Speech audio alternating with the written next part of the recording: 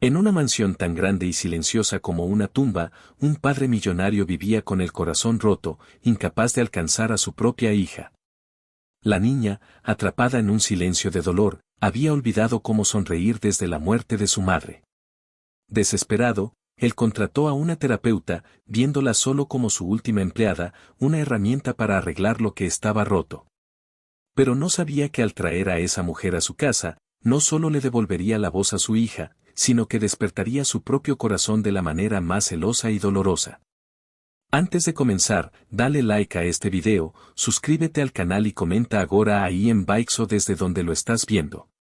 Tu apoyo nos ayuda a contar historias más poderosas. Que tu vida esté llena de bendiciones si te suscribiste al botón de abajo que dice suscribirse o suscribirme. Ahora, comencemos. El silencio en la mansión de los de la Vega era una criatura viva. Se arrastraba por los pasillos de mármol pulido, se enroscaba en los muebles cubiertos de sábanas blancas en el ala este y se sentaba, pesado e invisible, sobre los hombros de Alejandro de la Vega. Era un silencio que valía millones, construido con muros de hormigón y ventanas a prueba de sonido que aislaban el ático del rugido de la ciudad de abajo, pero que no podían amortiguar el estruendoso vacío de su interior. Hacía exactamente 1 año, 2 meses y 11 días que su esposa, Laura, había muerto en un amasijo de metal y lluvia en la autopista de la costa. Y desde ese día, el corazón de Alejandro, un motor que había impulsado un imperio empresarial global, simplemente se había detenido. Seguía latiendo, por supuesto, un músculo funcional que bombeaba sangre a través de sus venas, pero el sentimiento, la calidez, la vida, se habían ido con ella. Se había convertido en un fantasma en su propia vida, un autómata que se movía a través de reuniones de la Junta, firmaba contratos y generaba beneficios por puro instinto, pero que por dentro estaba hueco. La única prueba de que alguna vez había tenido un alma, la única conexión con el hombre que solía ser, estaba sentada en ese momento en el alféizar de la ventana del salón, una pequeña figura con un vestido blanco, mirando la lluvia caer sobre la ciudad. Su hija, Luna. Tenía 5 años, el pelo rubio de su madre y, desde el día del accidente, sus labios estaban sellados. No había pronunciado una sola palabra en más de 1 año. El mutismo selectivo, lo llamaban los expertos. Un trauma tan profundo que le había robado la voz. Y para Alejandro, cada día de su silencio era una acusación, una espina en su alma culpable. Se acercó a ella. Sus caros zapatos italianos no hacían ruido en la gruesa alfombra persa. Luna, dijo en voz baja, su propia voz sonaba oxidada por la falta de uso en esa casa. Ella no se giró. Sus pequeños dedos trazaban el camino de una gota de lluvia en el cristal. Él le puso una mano en el hombro, un gesto torpe y rígido. Anhelaba abrazarla, mecerla y prometerle que todo estaría bien, pero no sabía cómo. Había perdido el lenguaje de la comodidad junto con el del amor. El único idioma que le quedaba era el del dinero y el poder, y había descubierto que ambos eran inútiles contra el dolor de un niño. Lo había intentado todo. Los mejores psicólogos infantiles del país habían desfilado por esa mansión, con sus títulos impresionantes y sus técnicas amables. Habían traído juguetes, libros, incluso un cachorro de Golden Retriever que ahora vivía con la ama de llaves porque Luna lo había ignorado. Todos se habían marchado derrotados, ofreciendo diagnósticos sombríos y facturas astronómicas. La última psicóloga, una mujer de aspecto severo, le había dado la semana pasada un consejo que lo había helado hasta los huesos. Señor de la Vega, tal vez debería considerar un internado especializado. A veces, un entorno diferente, alejado de los recuerdos, puede ser beneficioso. Un internado. La idea de enviar a su única y rota pieza de luz a un lugar frío y estéril lleno de extraños le revolvió el estómago. Era una sentencia, no una solución. Se había negado rotundamente. Fue esa noche, mientras estaba sentado en su despacho, mirando una foto de Laura sonriendo, con una Luna de 3 años en sus brazos, cuando su asistente, un hombre eficiente y sin emociones llamado Figueroa, entró. Señor, he agotado la lista de especialistas recomendados en el país, dijo Figueroa. Sin embargo, mi equipo ha encontrado un nombre más. Es poco convencional. No tiene las credenciales de las grandes universidades, pero su historial de éxito con casos de trauma infantil severo es notable. Figueroa le pasó una tableta. En la pantalla había un archivo sobre una tal Elena Ponce. Tenía 32 años, 6 menos que él. Su currículum era extraño, había trabajado en orfanatos en zonas de guerra, en refugios para familias maltratadas y ahora dirigía una pequeña consulta privada en un barrio modesto.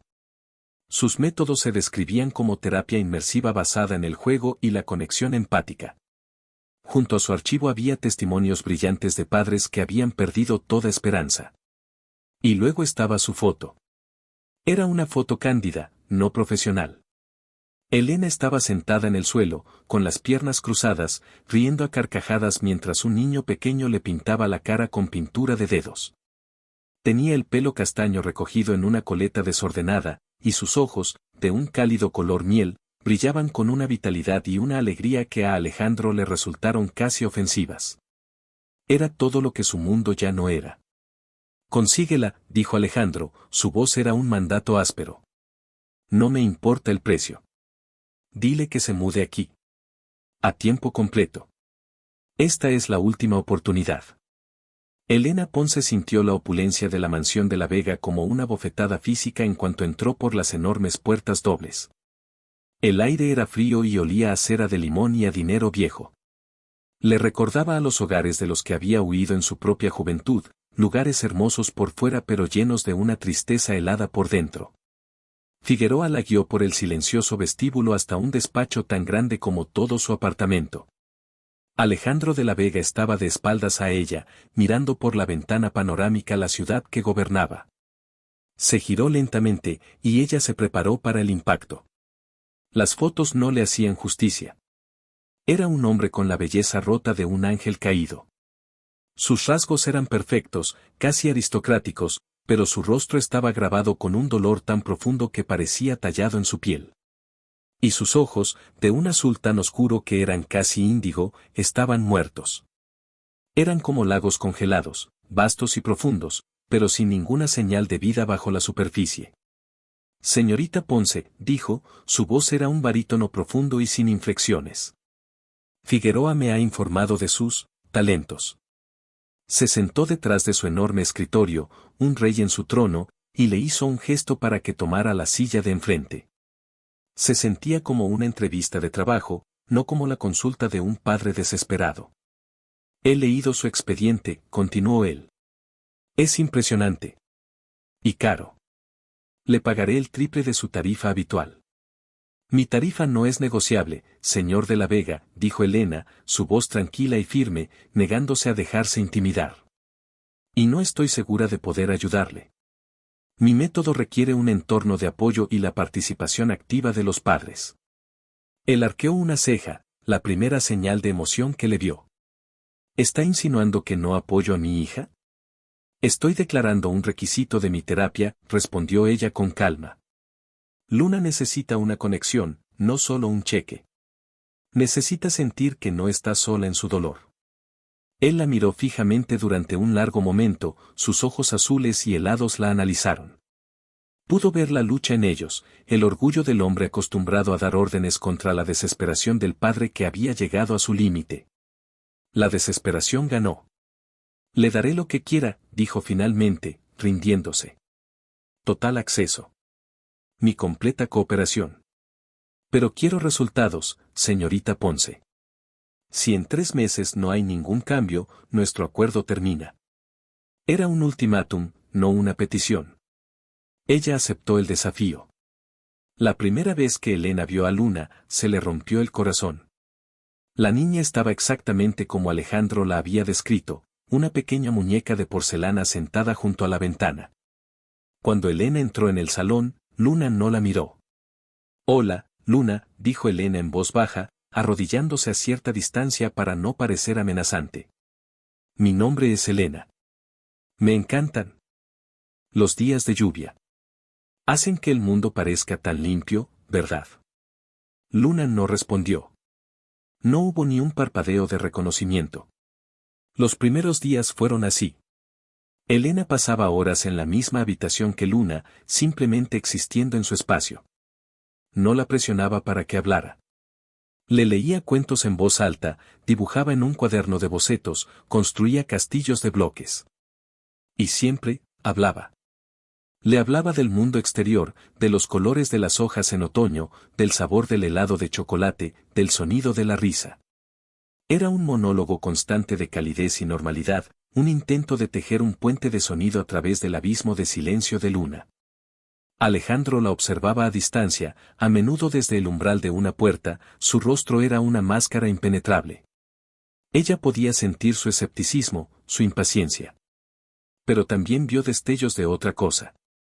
Una noche, se quedó dormida en un sillón en la habitación de Luna, con un libro de cuentos abierto sobre su pecho. Se despertó en mitad de la noche, con frío. Y descubrió que alguien le había puesto una manta de cachemira sobre los hombros. Miró hacia la puerta y lo vio, una silueta oscura de pie en el pasillo, observándolas. Su mirada se encontró en la penumbra. No hablaron, pero una comunicación silenciosa pasó entre ellos. Una tregua. La hermana de Laura, Isabela, visitó la semana siguiente. Era una mujer esbelta y elegante con la misma belleza que su hermana, pero endurecida por el resentimiento. Trató a Elena con una fría condescendencia y a Alejandro con un desprecio apenas velado. Así que esta es la última de tu larga lista de salvadoras milagrosas, le dijo Isabela a Alejandro en el pasillo, su voz era un siseo venenoso que Elena oyó por casualidad. Estás gastando una fortuna tratando de arreglar un problema que tú creaste. Si no la hubieras estado presionando tanto esa noche, si no la hubieras hecho llorar antes de que se subiera a ese coche. Alejandro la interrumpió, su voz era un gruñido bajo. No aquí, Isabela. El comentario abrió una ventana a la profundidad de la culpa de Alejandro. El accidente no fue solo un accidente. Hubo una pelea antes. El avance se produjo de forma inesperada. Elena había traído un juego de acuarelas.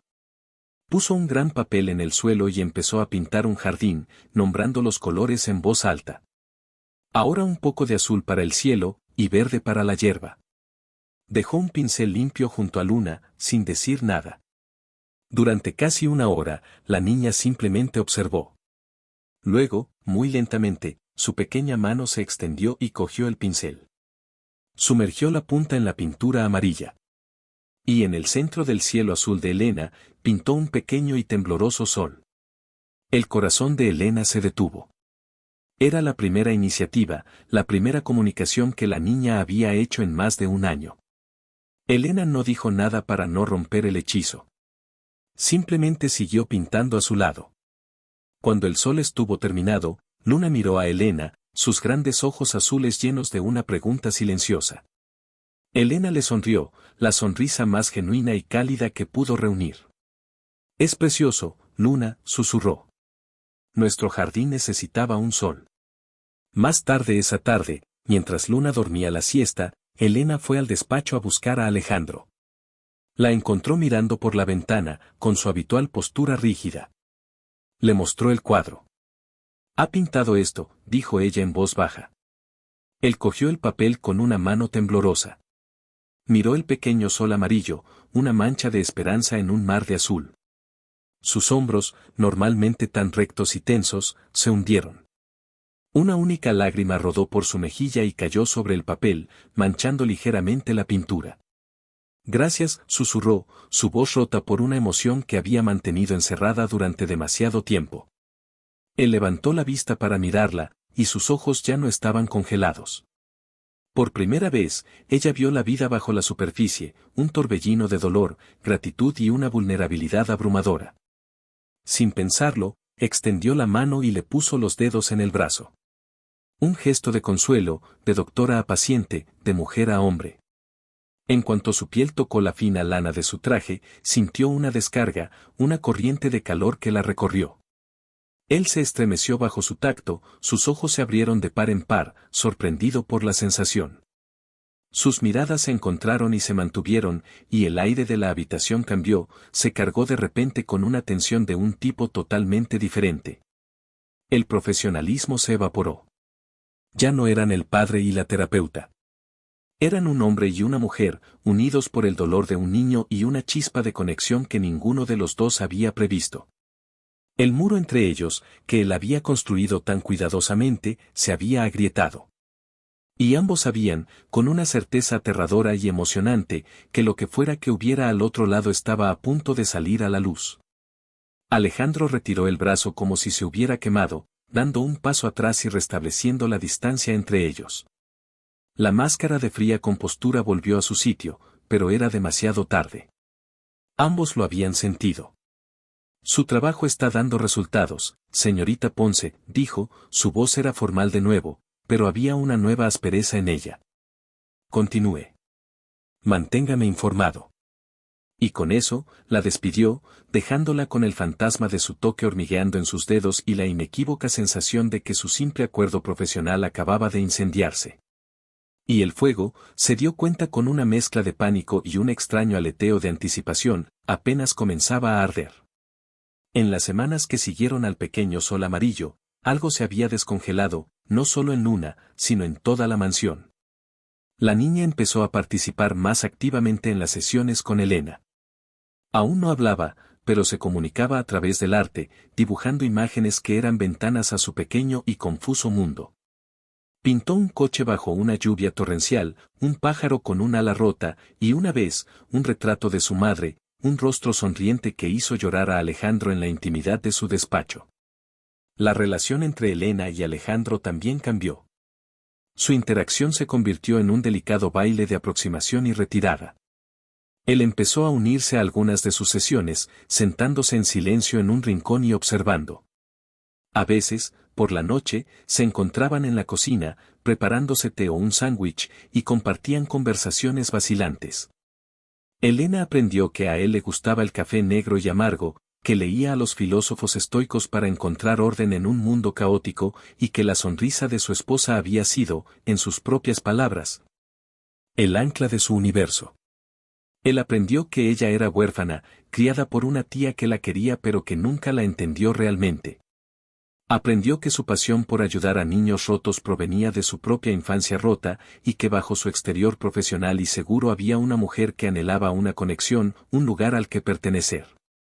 La atracción entre ellos era una corriente subterránea constante, que a menudo salía a la superficie en momentos inesperados. Una tarde, mientras Elena intentaba alcanzar un libro en el estante superior de la biblioteca, él entró y se acercó por detrás para cogerlo por ella. Durante un momento, ella quedó atrapada entre su cuerpo y la estantería.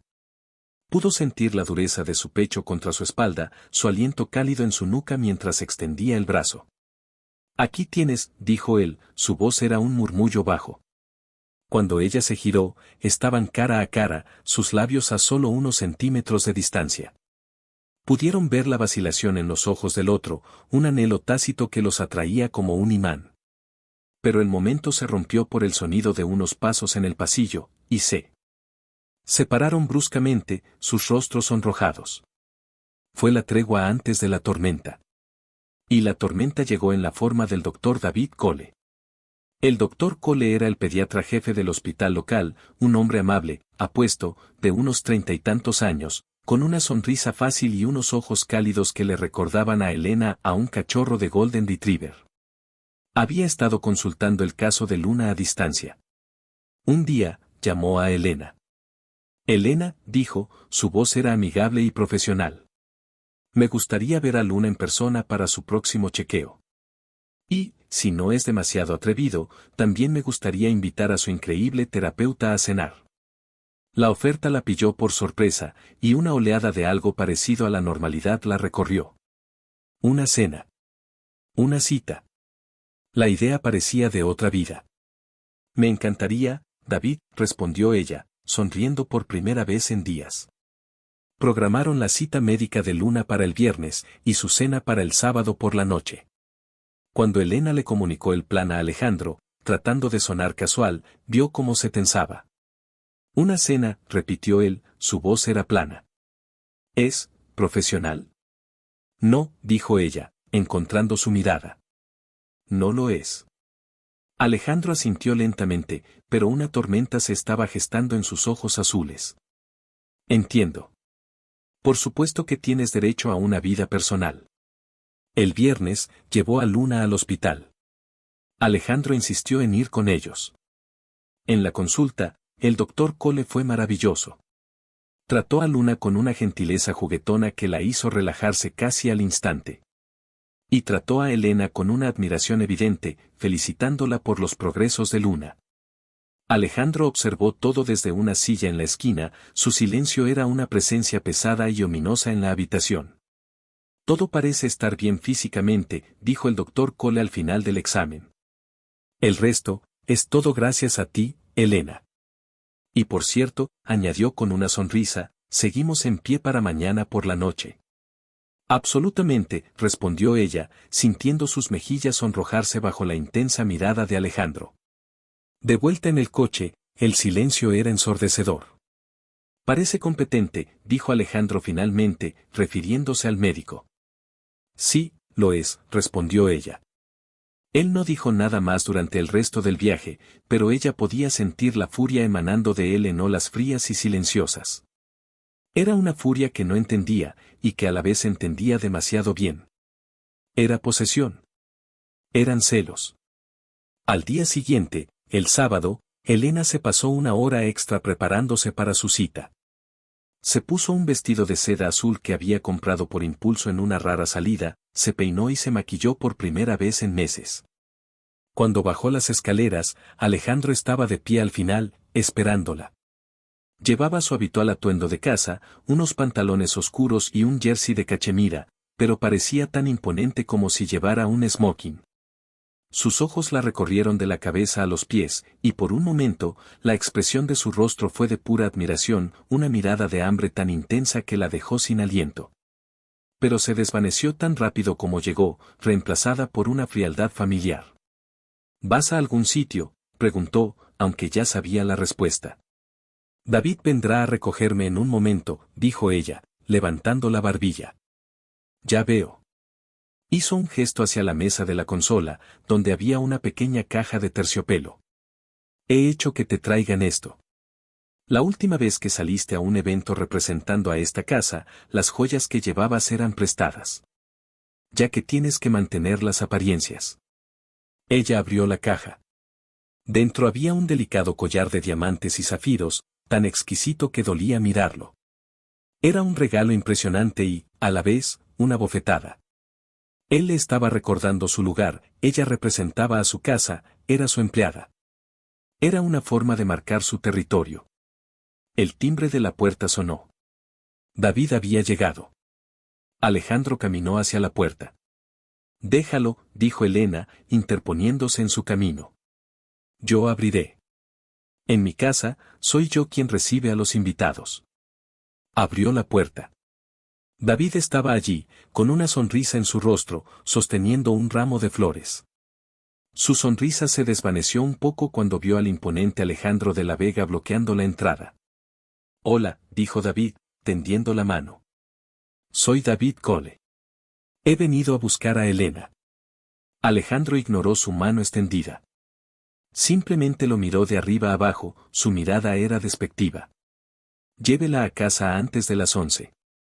Y que no haya malentendido sobre su posición en esta casa, dijo, cada palabra era una gota de veneno helado. La cara de David enrojeció de ira. Creo que Elena y yo somos adultos que podemos tomar nuestras propias decisiones. Elena, mortificada, empujó a Alejandro para apartarlo. Ignóralo, David. Gracias por las flores, son preciosas, dijo ella, tomando el ramo. Se giró para fulminar a Alejandro con la mirada. No me esperes despierto. Mientras se iba, con David a su lado, pudo sentir la mirada de Alejandro ardiendo en su espalda. La cena fue tensa al principio. Elena no podía quitarse de la cabeza el comportamiento de Alejandro. Pero David era un experto en poner a la gente a gusto. La hizo reír con historias de sus días de internado, y hablaron apasionadamente sobre su trabajo. Era fácil, cómodo, normal. Era todo lo que su vida con Alejandro no era. Después de cenar, caminaron por un pequeño parque cercano. La noche era fresca. David, al verla temblar, le puso galantemente su chaqueta sobre los hombros. Luego, se detuvo bajo un farol y la miró. Elena, lo digo en serio, dijo en voz baja. Realmente me gustas. Y sé que tu situación es complicada, pero quiero que sepas que estoy aquí.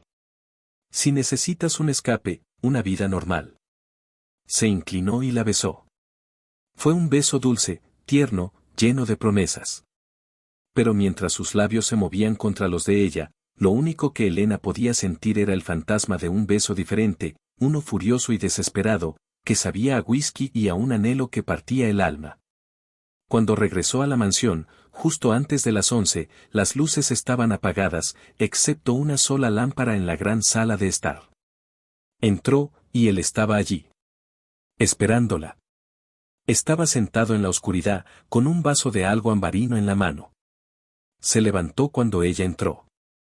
¿Disfrutaste de tu cita con el buen doctor?, preguntó, su voz era peligrosamente suave. No es de tu incumbencia, replicó ella, su corazón latía con una mezcla de miedo y una excitación culpable. Él caminó hacia ella, moviéndose como un depredador. Lo es. Estás bajo mi techo. Llevas mis diamantes alrededor de tu cuello. Tu cara, la que él acaba de besar, me pertenece durante los próximos 7 meses, según nuestro contrato. Estaba de pie frente a ella, tan cerca que podía oler el licor en su aliento. Él extendió la mano, no para tocarla, sino para coger el extremo de su collar de zafiros. Bonito collar, susurró. Pero me pregunto si a tu doctor le gustaría tanto si supiera que se lo ha comprado a la mujer un hombre que pagó por ella. O si supiera que más le gusta comprar a ese hombre. Su insinuación fue tan vulgar, tan cruda, que ella jadeó. Eres despreciable. Soy honesto, gruñó, dejando caer el collar. Su mirada ardía de una emoción tan cruda que era casi tangible. No eran los celos fríos de antes. Eran algo más oscuro, más visceral. Era el despertar de un hombre que se había negado a sentir nada durante demasiado tiempo. ¿Se divirtió?, preguntó de nuevo, y ella se dio cuenta de que no era ira, sino un dolor genuino. ¿Fue agradable? ¿Ser normal? Se inclinó y la besó, y no había nada tierno en ello. Fue un beso de furia, de desesperación y de una posesividad absoluta que no tenía nada que ver con ningún contrato. Y. Mientras sus labios se movían contra los de ella, borrando el rastro del dulce beso de David, Elena supo, con una certeza aterradora y absoluta, que el corazón de Alejandro de la Vega, el corazón que ella creía muerto y enterrado, no solo había despertado. Estaba rugiendo. El beso se rompió con la misma violencia con la que había comenzado. Alejandro se apartó de ella como un hombre que se aleja del borde de un precipicio, su pecho subiendo y bajando con respiraciones irregulares y ásperas. La furia en sus ojos había sido reemplazada por una mirada de puro y absoluto terror, como si acabara de desatar una bestia que no sabía cómo volver a encadenar. Se miraron en el silencio de la mansión, el único sonido era el eco de sus corazones desbocados. Elena se llevó una mano temblorosa a los labios, que ardían con el sabor de él, una mezcla de whisky, dolor y una posesión tan cruda que la había dejado temblando hasta la médula. ¿Qué fue eso?, susurró ella, su voz era apenas un hilo de aire. Él se pasó una mano por el pelo, un gesto de frustración y autodesprecio. La fría compostura del multimillonario se había hecho añicos, dejando al descubierto al hombre roto que había debajo. No lo sé, dijo, su voz era un murmullo ronco y lleno de grava. Se dio la vuelta, incapaz de mirarla, y se dirigió hacia la barra de bebidas. Se sirvió otro vaso de whisky con manos que no estaban del todo firmes. Yo no, pierdo el control. Nunca. Pues acabas de hacerlo, replicó ella, encontrando una chispa de ira en medio de su confusión. Le dio la fuerza para enderezarse, para cruzar los brazos sobre el pecho en un gesto de autoprotección. ¿Y ahora qué? ¿Vas a fingir que no ha pasado, como la última vez? ¿Vas a volver a tu ala oeste y tratarme como a un fantasma con el que te cruzas por accidente? Él apuró el whisky de un trago, el cristal golpeó la barra de mármol con un chasquido. Se giró para encararla, sus ojos azules eran 2 pozos de tormento.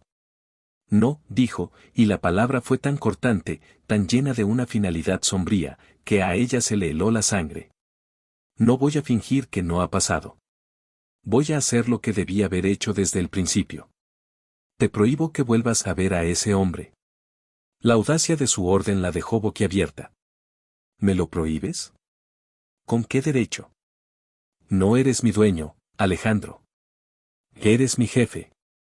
Soy el hombre cuya casa pisas, cuya comida comes, cuyo dinero financia el trabajo de tu vida, rugió, el control se rompió de nuevo. Dio una zancada hacia ella, el olor a alcohol y furia la envolvieron. Y soy el hombre que no puede soportar el pensamiento de los labios de ese maldito doctor en tu piel. No la agarró esta vez. No lo necesitaba. Su intensidad era una jaula en sí misma. Él te ofrece sonrisas fáciles y paseos por el parque. Te besa con una ternura ensayada. ¿Crees que no lo sé? Te ofrece una vida normal. ¿Pero sabes lo que esa vida no tiene? No me tiene a mí. Tú no me quieres, le gritó ella de vuelta, las lágrimas de frustración picaban en sus ojos. Solo quieres lo que no puedes tener. Me ves como un premio que otro hombre podría ganar. No, susurró él, y el cambio de volumen fue más impactante que su grito.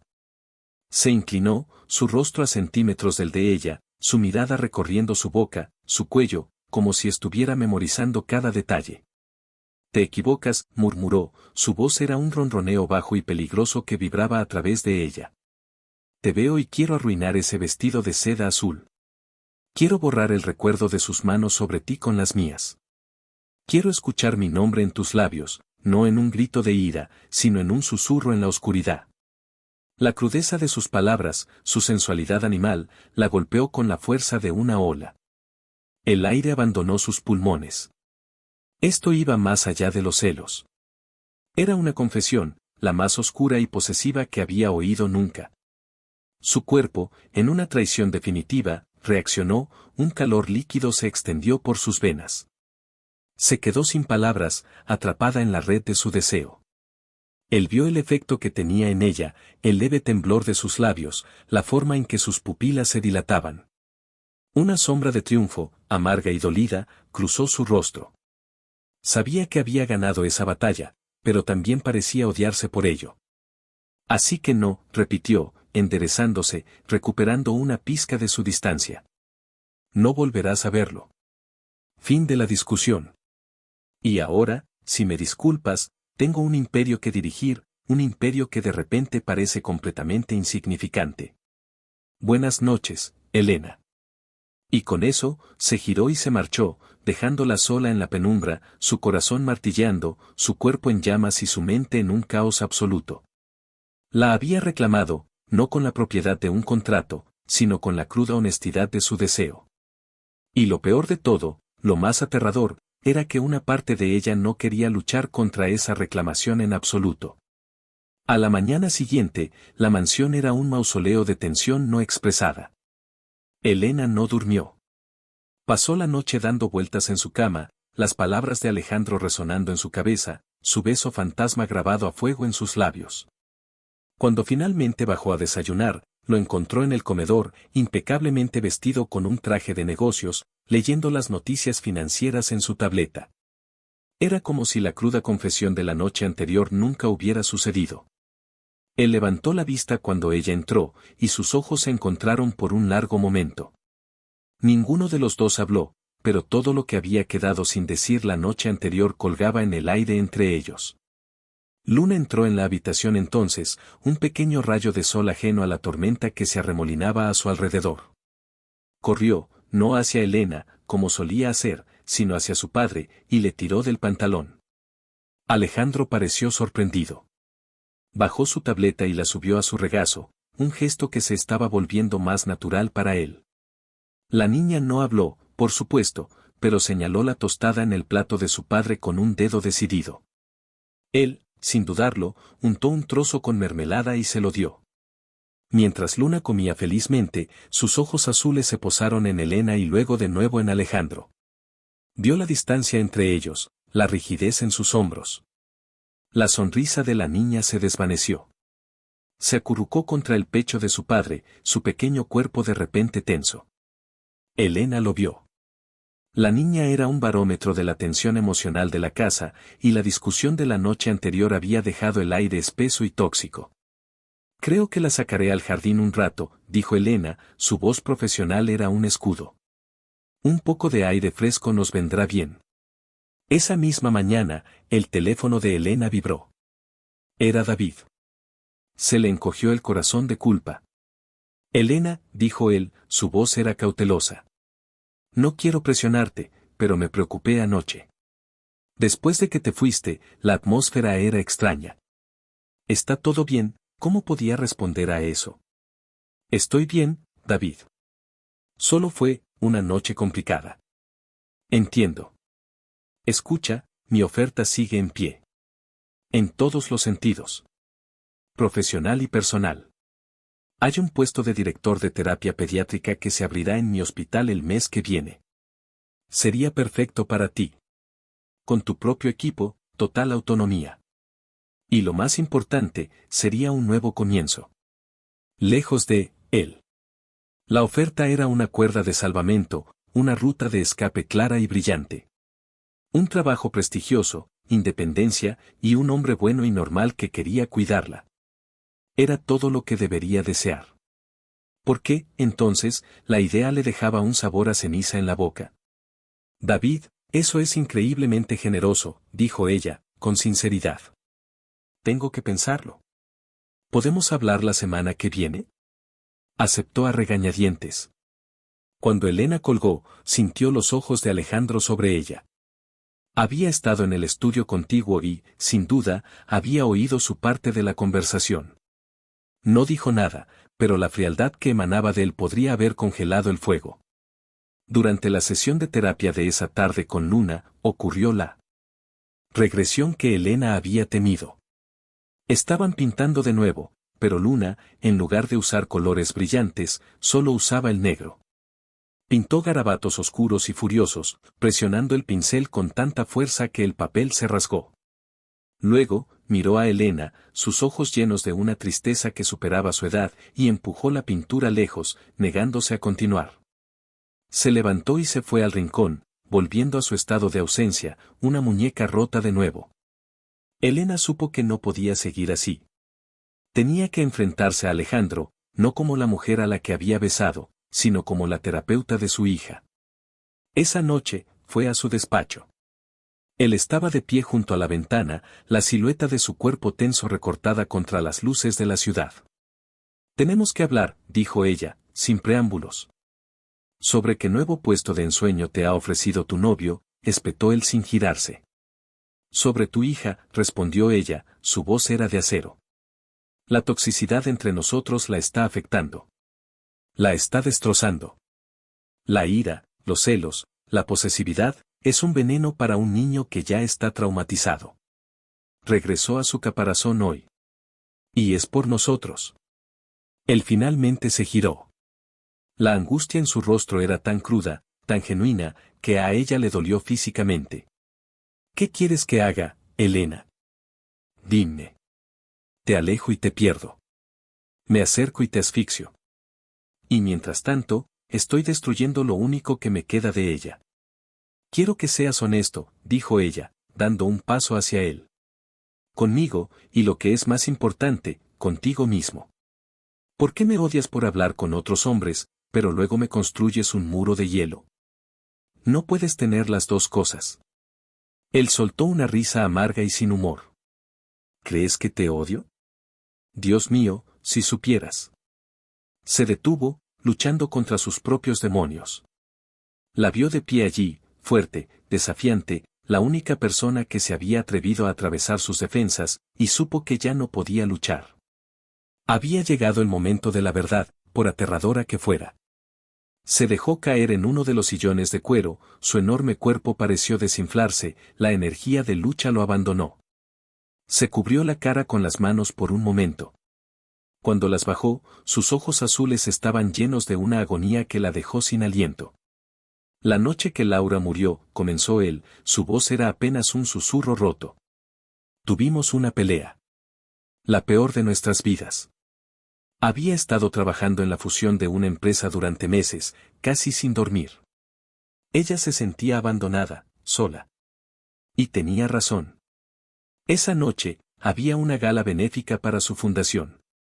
Le había prometido que estaría allí a las 7. Sin excusas.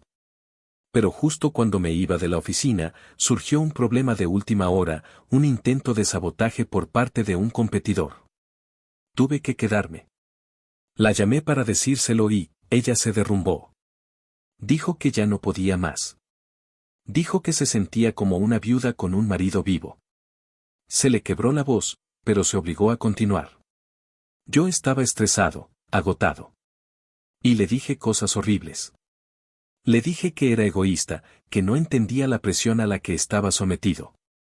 Le dije que su pequeña fundación era un pasatiempo comparado con el peso del imperio que yo llevaba sobre mis hombros. La hice llorar. La culpa lo retorcía, incluso al recordarlo. Dijo que se iba a casa de su hermana esa noche. Para pensar. Yo le dije, bien. Vete. Y colgué. Esas fueron las últimas palabras que le dije a mi esposa. Bien. Vete, punto. Miró a Elena, y la vulnerabilidad en su rostro era total.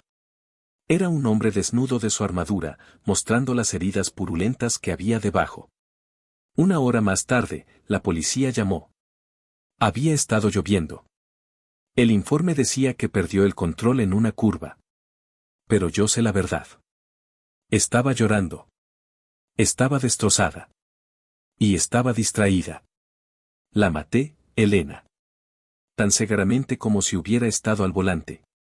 La empujé hacia esa carretera en la oscuridad y la lluvia.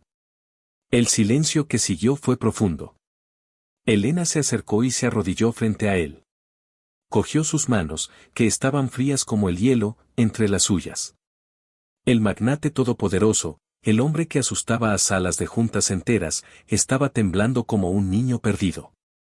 No la mataste, Alejandro, susurró ella. Fue un accidente. Un terrible y trágico accidente. Tú no estabas allí. No oíste lo que le dije, dijo, su voz ahogada por la culpa. Y Luna. Continuó él. Luna lo oyó todo. La puerta de su habitación estaba abierta. Oyó los gritos. Oyó a su madre llorar. Oyó a su padre ser un monstruo. Y luego su madre nunca volvió a casa. No es de extrañar que no pueda hablar. ¿Qué podría decir? ¿Cómo podría encontrar palabras para un dolor tan grande? Ella necesita oírte decir que no fue su culpa, dijo Elena. Y tú necesitas perdonarte a ti mismo. Se quedaron así durante mucho tiempo, arrodillados en el suelo de su opulento despacho, dos almas rotas encontrando consuelo en la confesión de la otra. Él le había confiado su secreto más oscuro, el arma que podría destruirlo, y al hacerlo, le había entregado la última pieza de su corazón roto. El día después de la confesión, algo cambió fundamentalmente en la mansión. La tensión se disipó, reemplazada por una frágil intimidad. Alejandro dejó de ser un observador silencioso en las sesiones de Luna. Siguiendo el consejo de Elena, empezó a participar. Se sentó en el suelo con ellas, torpe al principio, pero gradualmente más relajado. Pintaron juntos. Y un día, siguiendo el ejemplo de Elena, empezó a hablarle a Luna, no de cosas triviales, sino de su madre.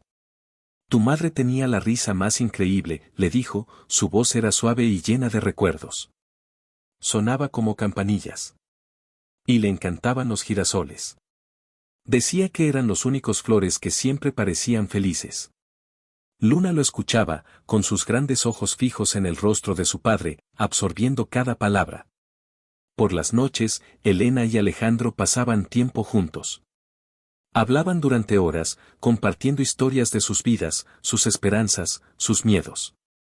Se tocaron. Primero, fue accidental, el roce de las manos al coger la misma taza de té.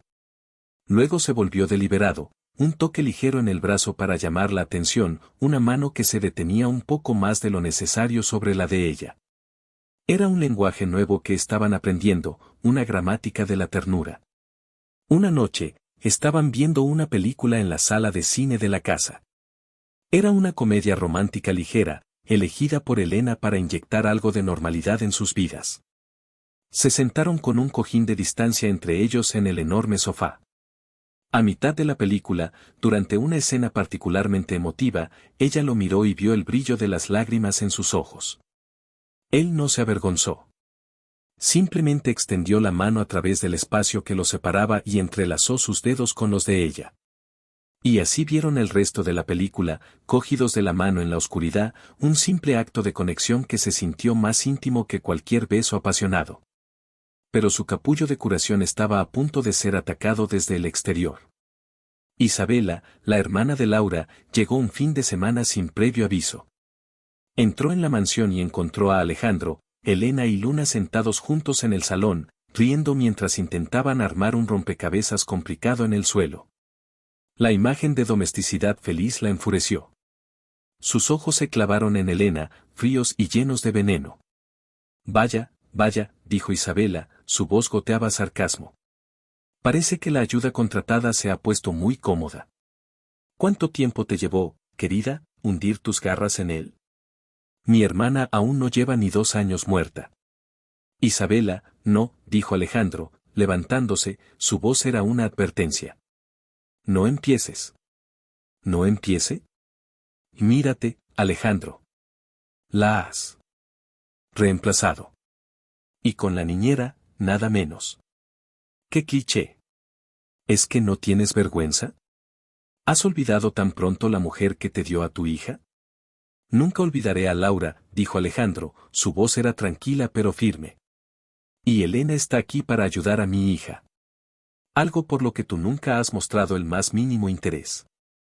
La acusación golpeó a Isabela. Se giró hacia Elena, su rostro contorsionado por el rencor. No te creas especial, querida. Eres solo su última distracción. Él nunca amó a mi hermana de verdad. Solo la veía como otro bonito accesorio para su vida perfecta. Y en cuanto encuentre uno nuevo y más brillante, te descartará a ti también. Pregúntale por sus viajes de negocios. Pregúntale por qué Laura lloraba tan a menudo. Con esa última bomba, Isabela se dio la vuelta y salió, dejando un silencio tóxico a su paso. Las semillas de la duda habían sido plantadas. Esa noche, Elena no pudo dormir. Las palabras de Isabela daban vueltas en su cabeza. ¿Era cierto? ¿Era solo una distracción para él?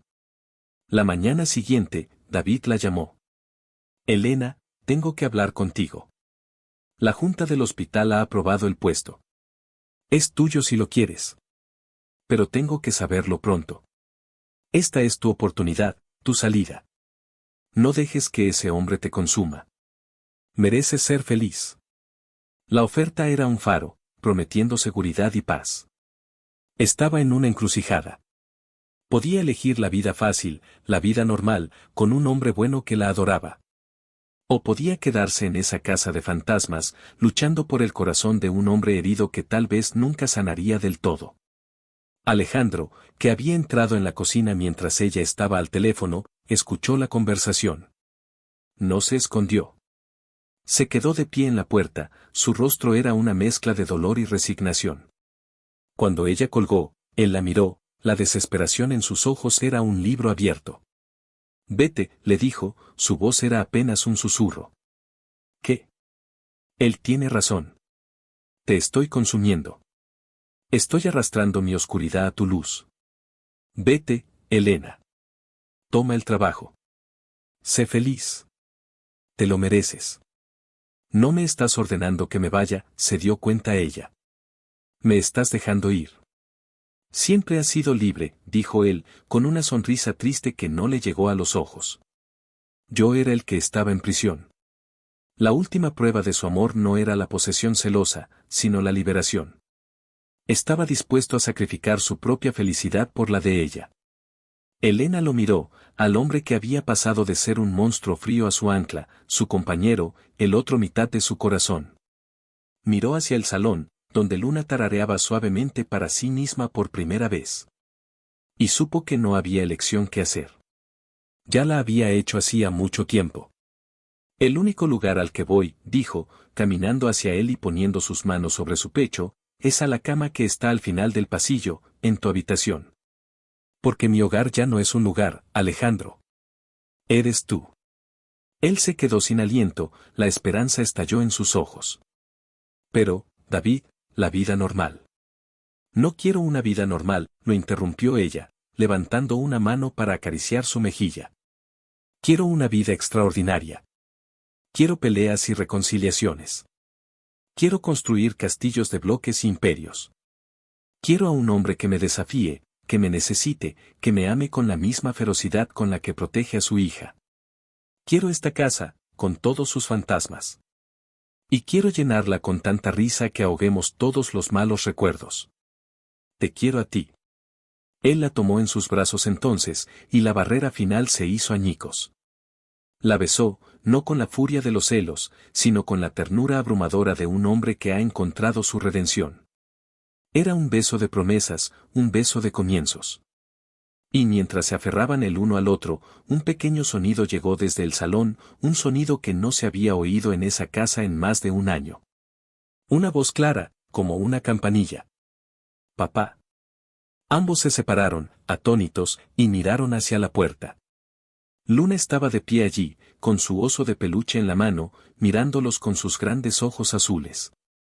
Inclinó la cabeza y luego miró a Elena. «Mamá», preguntó, la palabra era un poco insegura, pero inconfundible. La palabra no era para Laura, la madre que había perdido. Era una pregunta, una petición, para Elena. Una lágrima rodó por la mejilla de Elena mientras se arrodillaba. Alejandro se arrodilló a su lado, tomando la mano de su hija en una mano y la de Elena en la otra. Eran 3 piezas rotas de un rompecabezas que, juntas, finalmente estaban enteras. El despertar había sido doloroso, lleno de celos y viejas heridas.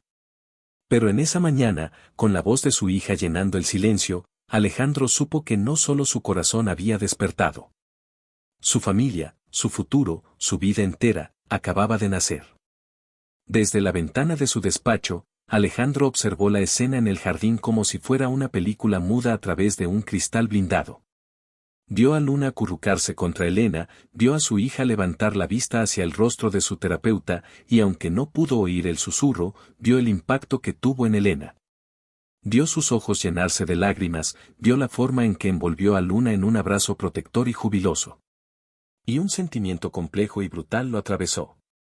Primero, fue una ola de puro y abrumador alivio. Su hija había hablado.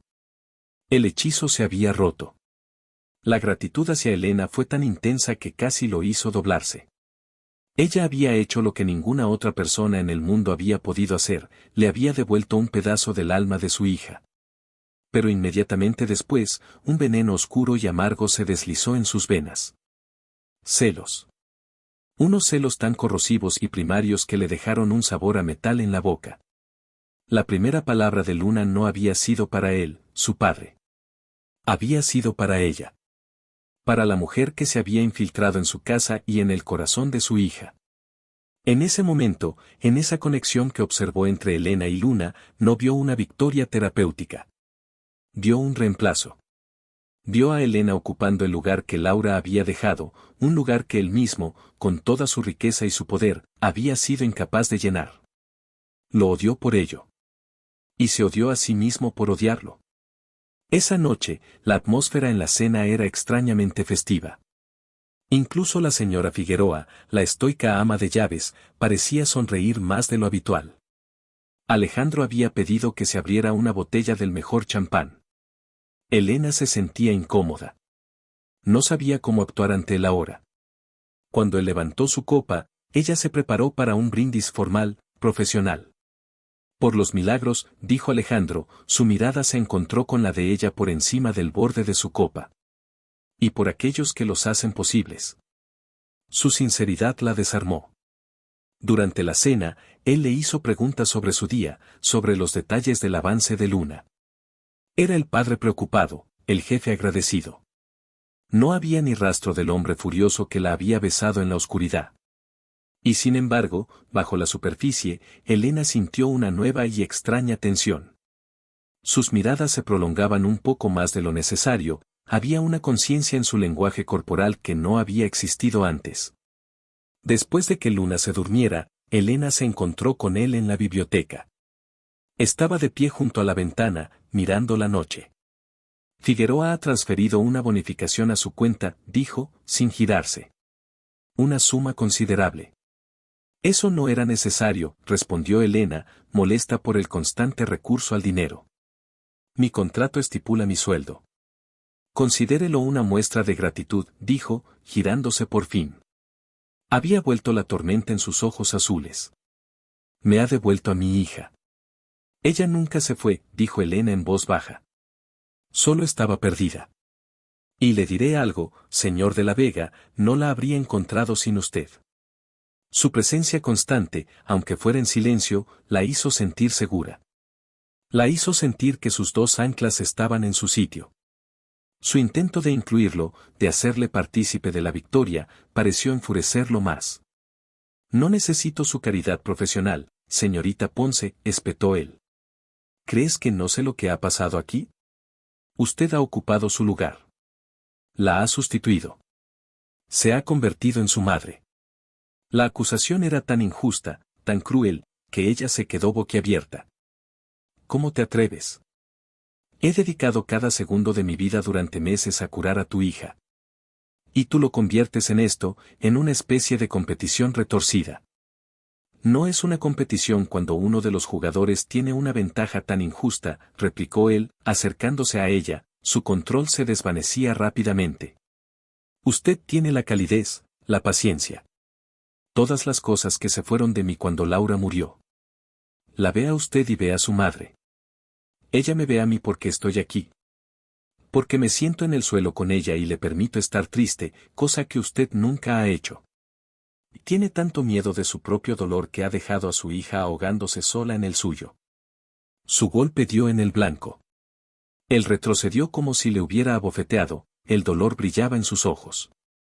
No sabes nada de mi dolor, susurró. Entonces muéstramelo. Deja de esconderte detrás de tus trajes y tu chequera. Deja de castigarme por haber tenido éxito donde tú fracasaste. Sé un padre. Llora con tu hija. Eso es lo que necesita. No un guardaespaldas para sus emociones y ciertamente no a ti actuando como un celoso. Se detuvo, dándose cuenta de lo que casi había dicho. Pero la palabra flotaba en el aire entre ellos, desnuda y fea. Celoso. Él se congeló. Celoso, repitió, su voz era peligrosamente baja. ¿De verdad crees que lo que siento es tan simple? ¿Qué estoy celoso de la terapeuta de mi hija? Él se rió, un sonido áspero y sin alegría.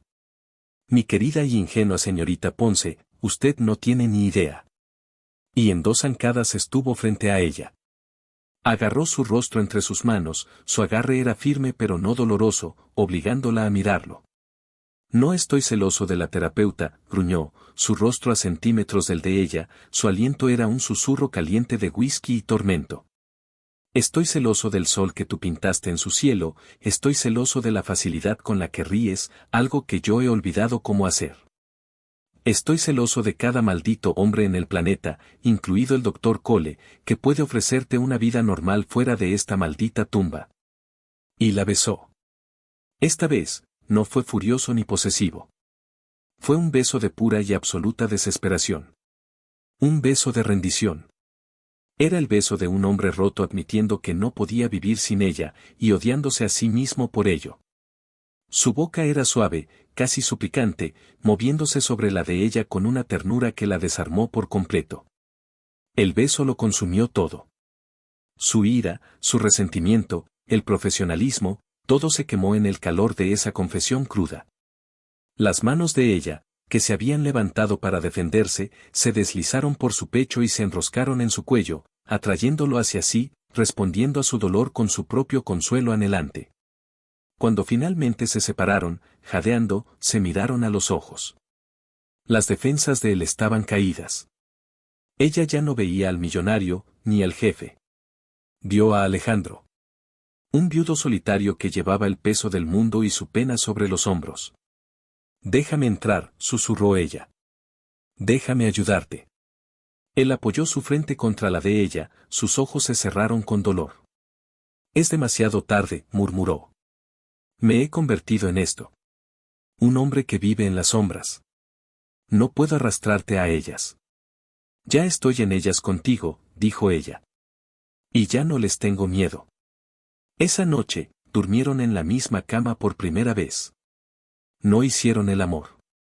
Simplemente se tumbaron, de espaldas el uno al otro al principio, y luego, en la oscuridad, la mano de él encontró la de ella, y sus dedos se entrelazaron.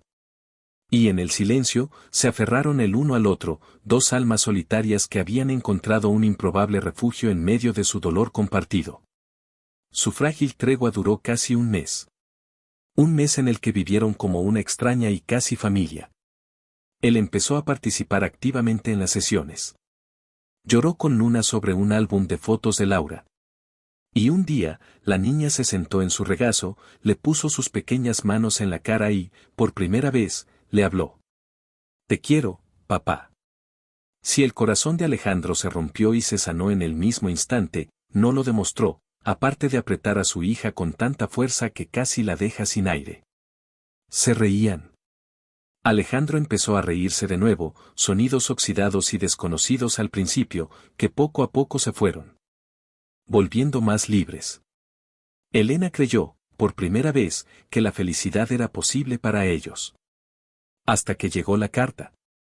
Estaba en el correo una tarde, dirigida a ella, en un sobre elegante y de calidad. El matasellos era de Viena. La abrió con curiosidad. Dentro había una invitación formal. Una prestigiosa fundación médica austriaca, al haber oído hablar de sus innovadores métodos y su éxito en el caso de Luna de la Vega, le ofrecía el puesto de sus sueños. Dirigir su nuevo ala de investigación sobre trauma infantil. Era un puesto permanente, con un salario increíble, recursos ilimitados y la oportunidad de ayudar a miles de niños. Era la culminación de todo por lo que había trabajado. Mientras leía la carta, un sentimiento de pavor y emoción luchaban en su interior. La dejó sobre la mesa de la cocina. Esa noche, Alejandro la encontró allí. Había entrado tarde de una reunión. La vio primero. Vio la letra en relieve, el logotipo de la fundación. Es de la Fundación de Investigación Pediátrica de Viena, dijo Elena en voz baja, antes de que él preguntara. ¿Te ofrecen un puesto? La voz de él era extrañamente plana. Dirección del departamento. Una oportunidad única en la vida, dijo ella. Él asintió lentamente, sus ojos azules imposibles de leer. Es una oportunidad fantástica. Felicidades, Elena. Te lo mereces. Se dio la vuelta y se sirvió un vaso de agua, con la espalda hacia ella. La frialdad de su reacción fue como un golpe en el estómago. Esperaba, no sabía qué esperaba. Pero no era eso. ¿Eso es todo lo que tienes que decir? Has cumplido tu parte del trato, dijo él, aún sin mirarla. El contrato de 3 meses casi ha terminado. Me has devuelto a mi hija. Ahora eres libre de seguir con tu vida. Con el doctor Cole, con quien quieras. Deberías aceptar la oferta. Sus palabras eran lógicas. Correctas.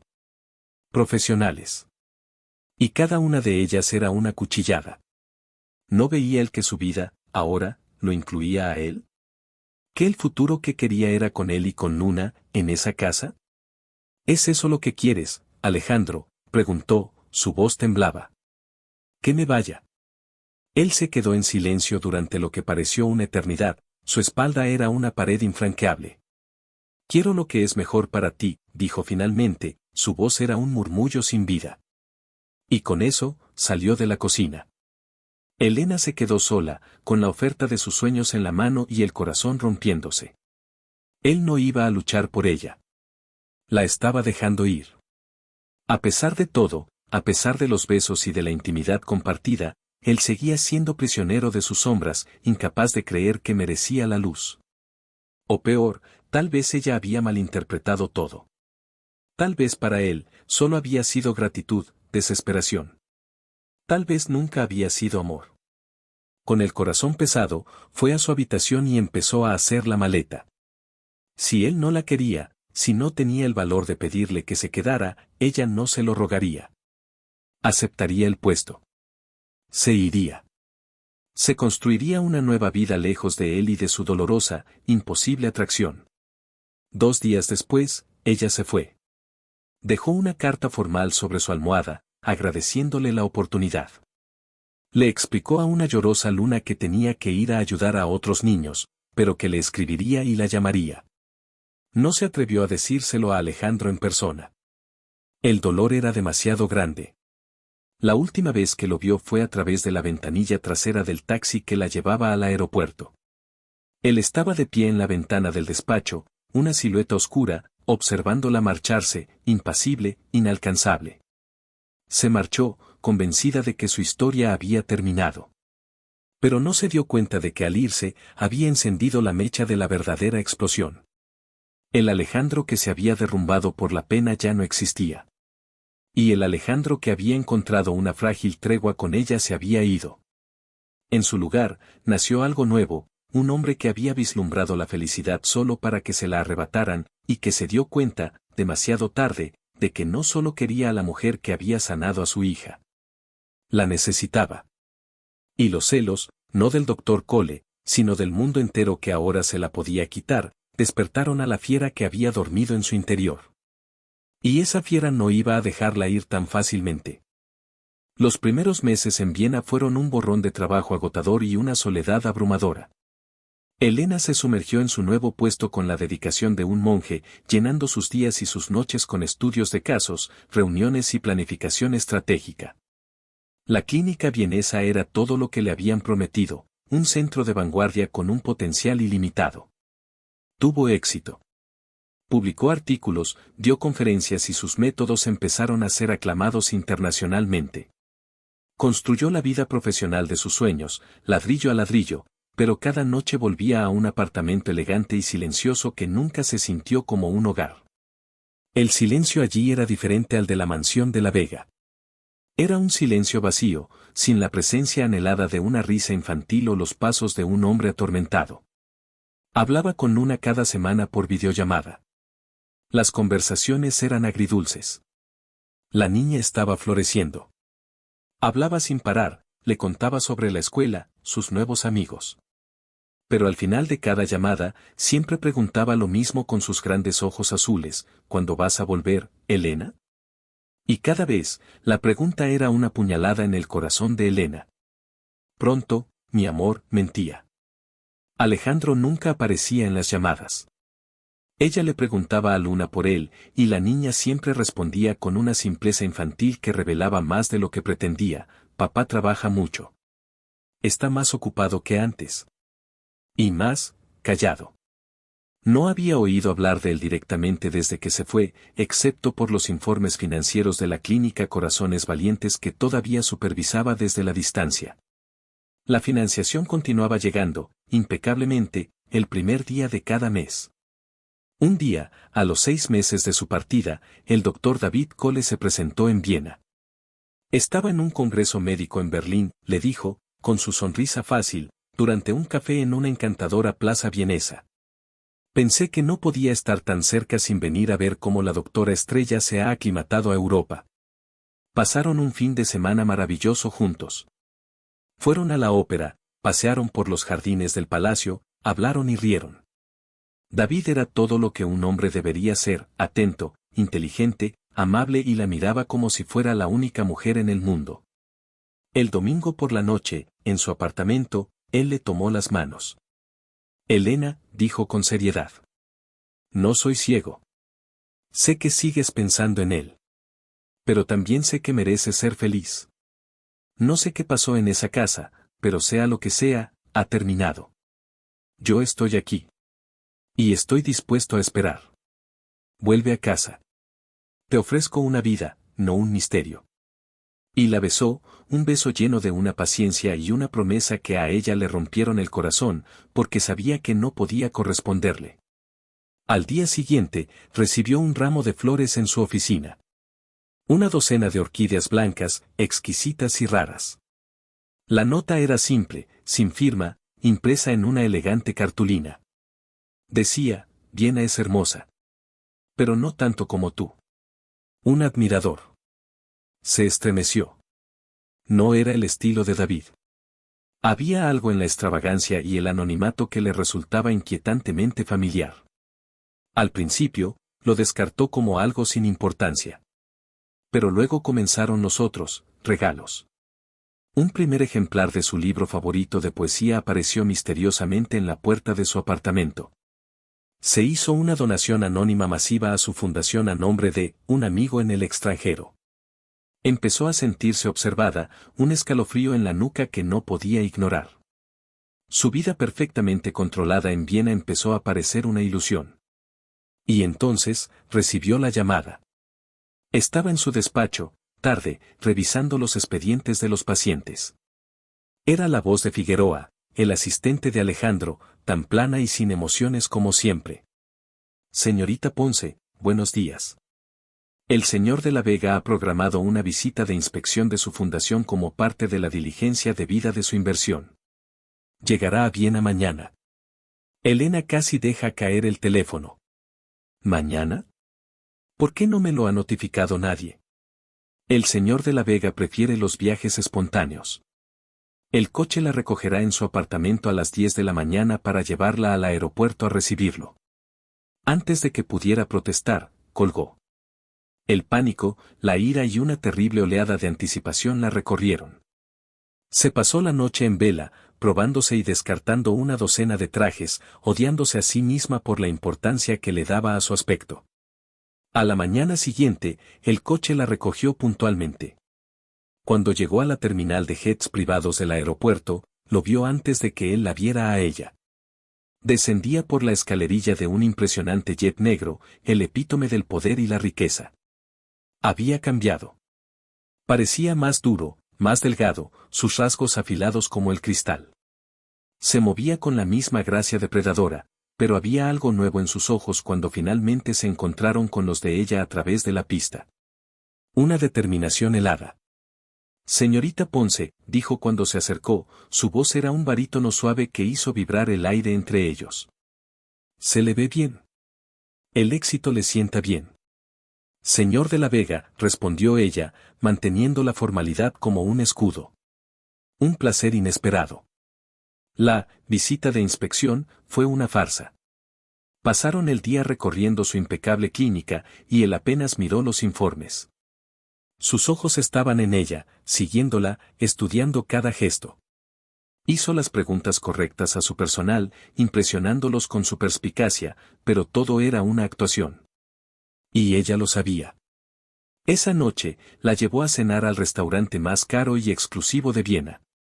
Un lugar donde las reservas tardaban meses. Por supuesto, él tenía una mesa privada esperándolos. No te está visitando como inversor, ¿verdad?, preguntó Elena, dejando los cubiertos a un lado después de 10 minutos de una conversación insoportablemente educada.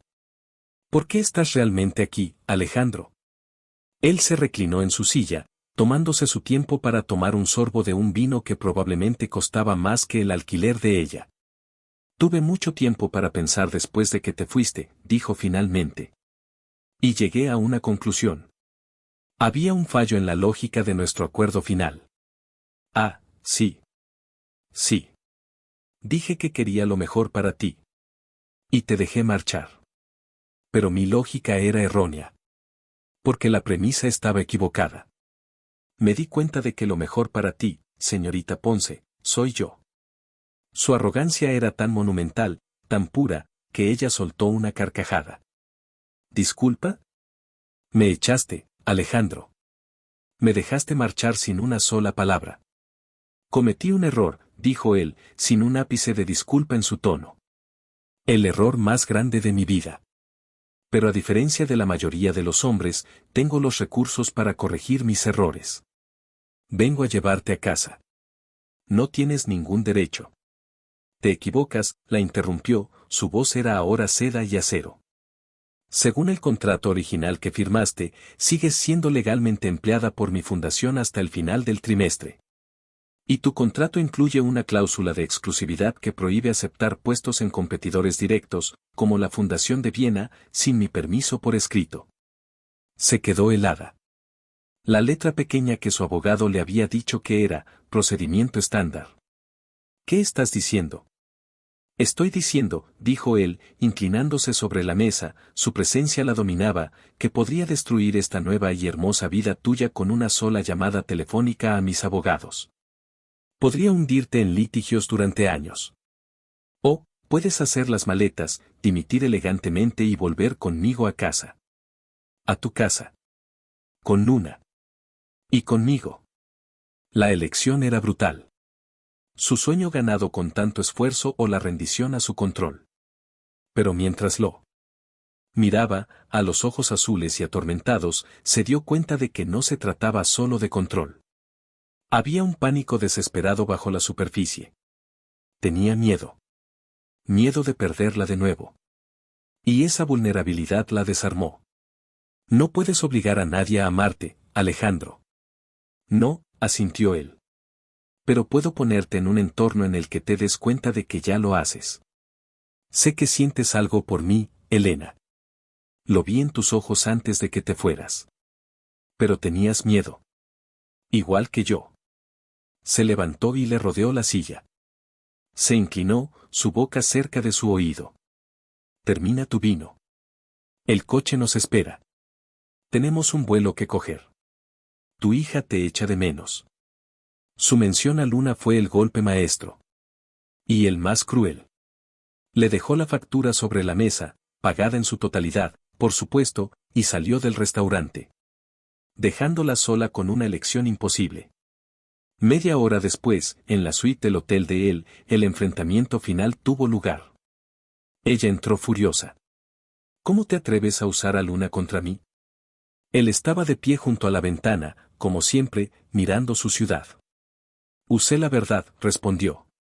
Te necesita. Y yo te necesito a ti. No puedes manejar a la gente de esta manera. No puedes poseerme. Ya te poseo, se giró para encararla, su rostro era una mezcla de arrogancia y una vulnerabilidad desgarradora.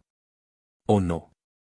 ¿Puedes mirarme a los ojos y decirme que el beso del buen doctor se sintió como se sintieron los míos? ¿Puedes decirme que esas orquídeas blancas que te envié no te hicieron pensar en mí? Así que había sido él. Estabas espiándome. Estaba protegiendo mi activo más valioso. No soy tu activo, le gritó. ¿Y entonces qué eres? Le gritó él de vuelta, la primera explosión real de emoción descontrolada. Dime qué eres para mí, Elena, porque yo ya no lo sé. Eres la terapeuta, la empleada, la mujer que duerme en mis pensamientos, la única que ha hecho sonreír a mi hija. ¿Qué se supone que debo hacer? ¿Simplemente dejar que un tipo agradable con una sonrisa de cachorro te robe? No me tienes que robar, porque nunca he sido de nadie.